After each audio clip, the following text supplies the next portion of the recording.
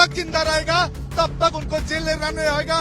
एक ही साथ उनको फाइन भी किया और 103 का एक BNS एक्ट है वो उसके बारे में जो मर्डर है उसके बारे में उसके लिए उनका जाबोजीवन कारावास का सजा सुनाया।